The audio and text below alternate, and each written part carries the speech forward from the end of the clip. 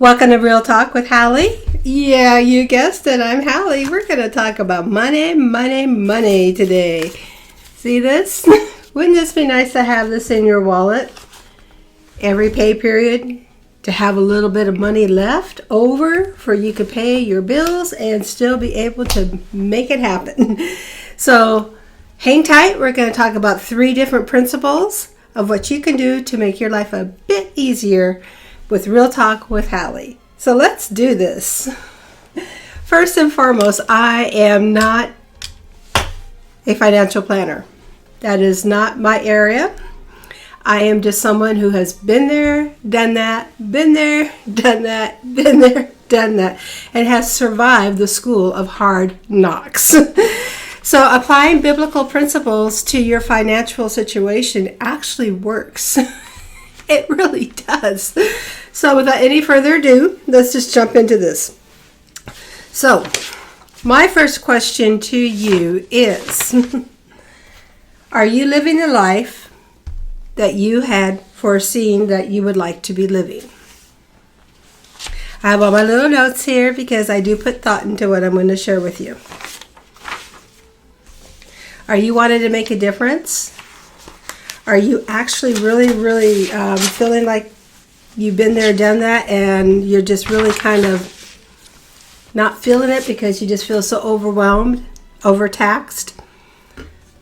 You're in 95th percentile of the Americans. And I want to share with you a little secret that worked for me. First off, what drives you? For me, it's my family and my relationship with the Lord. Now, I know not everybody watching this is where I'm at in life, and that's okay, because we all have our different paths and our different journeys. What renews your hope? If you're living a hopeless life and you're just not feeling it, it's really going to be hard to be motivated to get on track and to get yourself financially secure in the future. And then what is the project in life that you feel passionate about? What makes you get up in the morning and go, I want to do that? So,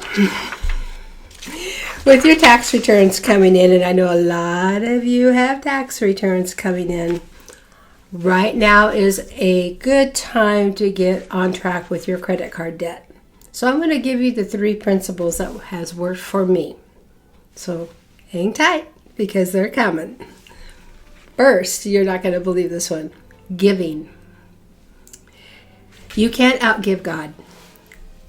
There is just absolutely no way you can outgive God.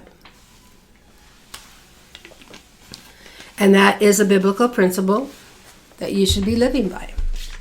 Your first fruits should be unto the Lord. Now I'm going to take and break a myth. A lot of people go, well, you need to give 10%. And it's like, no, you don't. That's the law, and we're saved by grace. We're not to live by the law. You need to give what the Lord lays on your heart and what you feel is the right amount for you to give.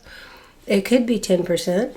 It could be 15%. It could be 30%. It could be 60%. It could be 1%. It's all where you're at in life and where you feel the Lord has called you at this point. Now remember, you can pivot and adjust as you grow and you get more financially free. But giving is very important. So always give unto the Lord first, whether it's tithing or you set a separate savings account aside. That's God's money for when He calls you for that purpose to give, you've got it to give.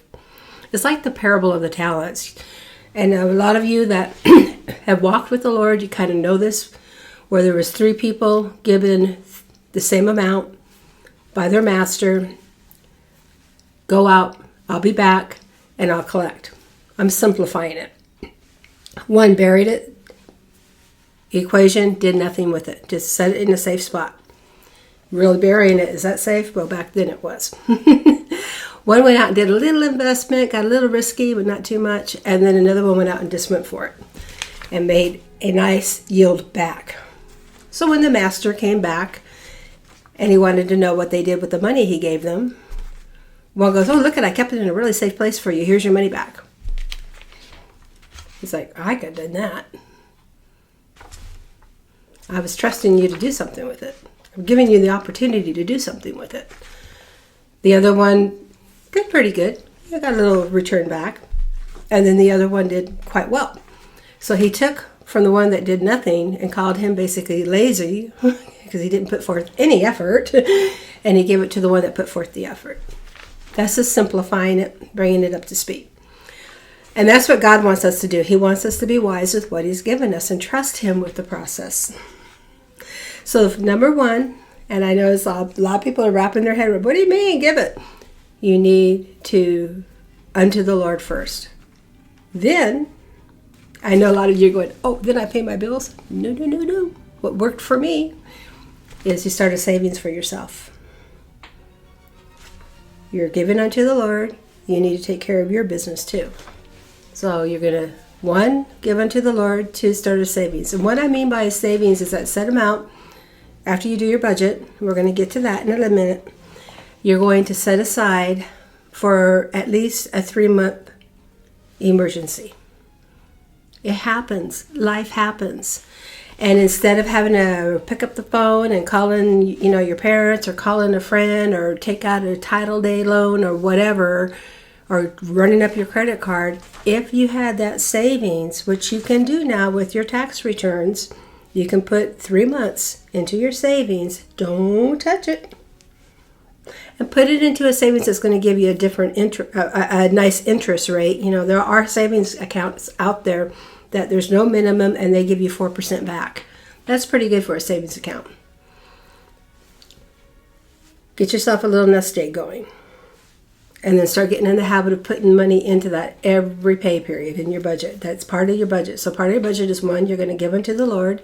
2, you're going to start a savings for yourself. And 3, you're going to pay your bills. Oy vey, you do not know the bills I have. No, I don't. But you do. And you need to sit down and make a budget for that.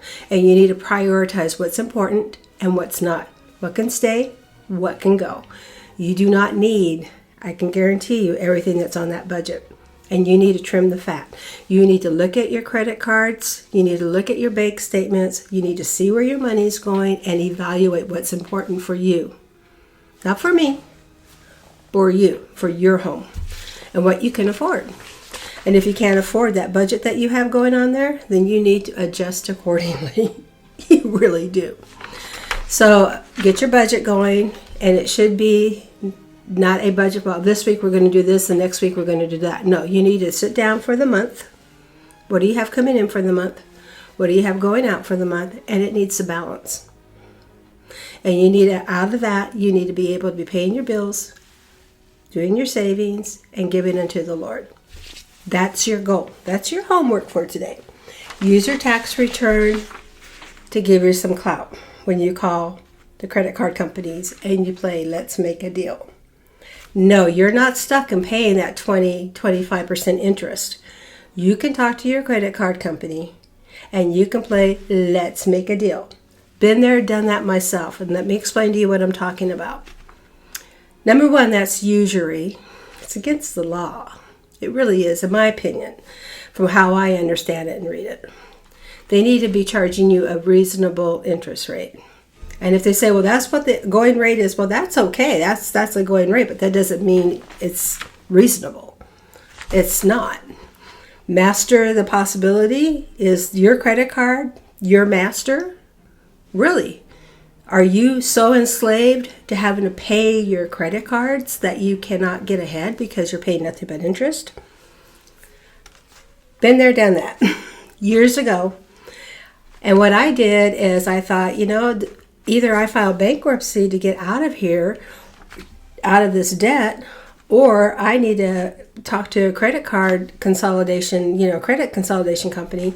And what the credit consolidation companies told me, because I did my homework and I checked with a few, basically they all were telling me, we're going to talk to the credit card companies on your behalf, your creditors, and whatever creditors they are, and we're going to tell them that we're going to advise you not to make your payments until they come into an agreement that's reasonable where you can make and pay off your credit. I can do that. I'm a big girl. I can call and I can play hardball. So I did. So what I did is I took the money, because at first they all said no. I think I had one that said, oh, okay, I'll work with you. But most of them said, no, we're not going to do that. Sorry, sucks to be you. And it's like, no, it's not fair. And I need to get this cleaned up, and I need to quit back paddling. So I use two terminologies that I learned back in my business law class: usury and good faith. So when I talk to them, I explain to them, look, this is usury in my opinion. And I always said, in my opinion, that legally keeps you clear. In my opinion, you're allowed to have your opinion. I'm acting in good faith, which means you are making an attempt to do right, and legally they need to work with you. And I've reiterated that several times. I'm acting in good faith. I want to pay you off. I want to pay you what I owe you, but we need to come to an agreement. This interest rate, all I'm doing is paying interest, and I'm not getting what I owe paid off. We need to get reasonable. And I quit making my payments for 3 months, almost 4. And they finally worked with me, all but one. And I was able to get my interest rate down to 0 interest rate. Most of them. Some of them charged me like 5% interest rate. But don't be paying any more than 10, because if they're charging you 10 or more, you're still going to be backpedaling. It has to be reasonable. You have to be able to, and I even told them, I don't mind paying you some interest rate because I did borrow what I owe it to you. You know, you're in business too. I go, but come on, let's be real, 20, 25%? That ain't working for me. It's just not. So I was able to clean up our credit card debt. I set up a payment plan with each one of them, and I kept my promise. Every month I paid them that much. And every month it was taken care of. And it took me a couple of years to get that all cleaned up. It didn't happen overnight. And the debt that we had was because we were caring for our children and doing things above and beyond what we normally needed to budget for. That was unexpected expenses. And we just needed to take care of them. And it is what it is. But sometimes it happens. Life happens. So anyway, plan for that rainy day, because you never know when it's going to come. Your parents, if you call in on them for favors here and there, using them as your slush fund, what happens if they pass away? They're not there to help you anymore. And yeah, you may have an inheritance, maybe. You don't know. But you're not going to have the money right there readily available to get to where they're at in order to take care of the affairs at hand. You're going to be in a very hurtful place. So you need to put money aside for emergencies and a rainy day. You just do. That's part of adulting. As we tell our kids, you need to adult up. So part of adulting is taking responsibility and realizing, yeah, I've got this tax money coming in, but do I really need that TV? I mean, I do got a couple here in the house that we can use until I get this mess cleaned up, and then we can reward ourselves with a couple of little extras. But we don't need to be rewarding ourselves at the front end. We have raised... And I'm so guilty of this, so I own it, of spoiling our children because we wanted them to have what we didn't have. But in the process, is unrealistic living, and it can't continue. It just can't. Now the children that are adults that have children, you guys need to step up. You need to start looking out for your parents. You need to start looking out for your kids. And you need to start standing on your own 2 feet. And one of the things and ways of doing it is the 3 principles. Give to the Lord, give to yourself, and then get going on those bills and get those paid. Reevaluate your budget. If you're not living within your means, you need to trim the fat and live within your means. You don't need all those fancy extra games or the fancy extra clothes or that second car. You can take the car that you have right now, put $1,000 into it possibly, get it all tuned up, maintained, get the wheels maybe taken care of, versus having a $500 car payment every month. Do the math. It's right there. So here's the thing that I want to really drive the point home to. If you're paying, let's just use this for an example because this is the average. If you have a $10,000 credit card or cards or debt, and I'm being very generous with that. I know a lot of you have a lot more than that, but we're rounding up numbers to make it easy. And you're paying 20% interest on that. Now take a moment and pause and ponder that. How much money are you throwing away every month. That could go towards paying down your debt. That could go towards a nice night out with your wife. That could go towards a new outfit for your kiddos. Things that you need. That could go for a little adventure. That could go for a little trip. Think about what you're spending your money on. Look at your house. Look around what you have. What have you touched and enjoyed within the last 6 months? And what's just sitting there collecting dust? What is sitting there not even being used that you just had to have? You know what I'm saying? Wants versus needs. A home, food on the table, a roof over your head, and love in your heart is a full life. And that's a gift. It really is. A lot of people in the world don't have that. So count our blessings. We are a product of consumerism and commercialism, and we need to reevaluate that. I know in one of my college classes, I took advertising arts. And one of the things that they said is if you gear a commercial to a 3-year-old and you make it for 30 seconds and you have the 3 key components in there, that's what you want to do. And it's so true. And that's what they gear things for. We live in a fast, rapidly changing world that tells you that new iWatch that you got last year is now outdated, or that new iPhone that you have is now outdated. I work off of iPhone 11. And yeah, I am going to have to upgrade that eventually because that's what I do my channels on, and that's not just a phone, it's a tool that I use. But I'm not going to replace it until my YouTube channels and my social media following supports that. And right now, I'm not making money. I'm just doing this because God's laid it on my heart to do it. So at that point, it's like, this is just going to have to be. It's just going to have to. Because I'm not going to go out and get in debt. I have a Mac. I have, the recording devices. I have my iPad, which is like, I think I got that like in 2016. But if you take care of your stuff, it's going to last you. So just remember the 3 basic principles. And just remember that this too shall pass. Look up Proverbs 21:20. I really encourage you to do that. And just remember Proverbs 14:23. In all labor, there is profit. But idle chatter leads to poverty. You can talk a talk. You can give lip service. You can make all these plans. But if you don't put it into action, you're going to continue to struggle and be in poverty. You are. So just consider, what the Bible says. Look at people that are successful in life. They're doing life. They're not sitting in front of their screens 24/7. And it's okay to take a break. I enjoy a good movie and stuff like that. I do. But you also need to be moving forward. You need to be progressive, and you need to be active.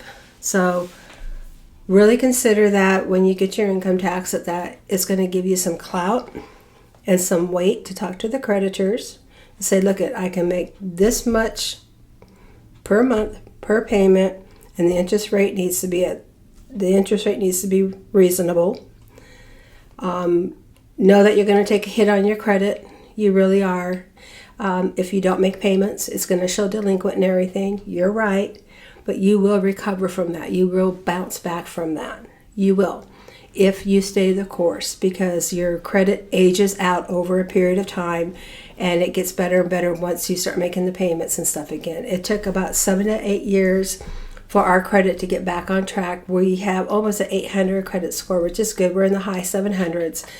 But we were way down there at one time because we just got caught up in the credit card debt thing, and we just had life hit us, and we had bills that, were just necessary in order because we didn't have the savings.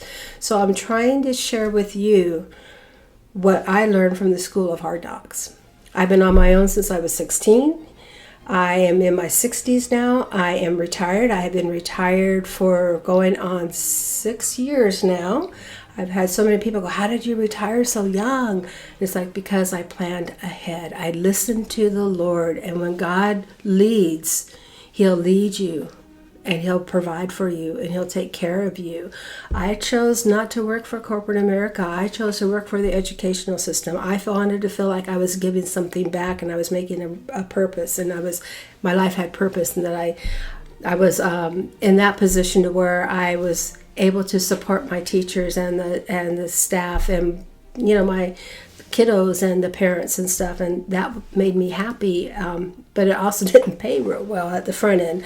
But now at the back end, I mean, it paid okay, don't get me wrong, but I have a retirement now until I die. And it's pretty, it's pretty solid because it's through the state, it's through PERS. And so keeping that in mind, I want you to be encouraged that, choose your profession wisely. Do what makes you happy. Do what sparks joy. Look at your house and just really evaluate. Did I really need to spend my money on that? Did it really give me what I was looking for? We live in a world, like I say, quick fixes, master the possibility, discover, blah, blah, blah. You don't want to be a slave to your bills. You want your money to work for you. You don't want to be working for your money. So keep that in mind as next time when we get together. I'm going to try to share some other things as far as how to make your house, your rent work for you, equity versus just throwing your money away, and other ways that you can save and get ahead. I have a beautiful home. I don't have a car payment. I don't have a lot of money in the bank, but we are able to make it month to month and be comfortable and breathe and do a little traveling and spoil our grandkids and help out when needed. As the Lord leads, I have learned to say no. And just know as a parent that it's not your responsibility to carry the weight of your adult children forever. I mean, if they need to sometimes, the struggle is real and they need to feel it sometimes. Just saying. Sometimes it's okay to say no. So until next time, I just want to encourage you to try to apply those 3 principles. Remember, it's not going to be easy to start with, and your credit will get better in time, but you are responsible to pay off your debt. Negotiate, talk with them. It's going to take a little smackdown with the credit card companies for them to really understand that you're not going to give them any more money, and something's better than nothing if they'll work with you. And yeah, that's my opinion for what it's worth. As I shared, I'm not a financial advisor, but this is what I've had. This is my life lessons, and this is what worked for me, and I wanted to share that with you. Take the opportunity to get into God's Word. Remember, a proverb a day keeps the goobers away. There's 31 proverbs, so there's so much wisdom there, so many nuggets in Proverbs. So jump on that and maybe get in the habit of doing that going into 2024. And until next time, may the Lord bless you and keep you. Thank you for hanging out with me at Real Talk with Hallie. And until next time, have a good day and a better tomorrow.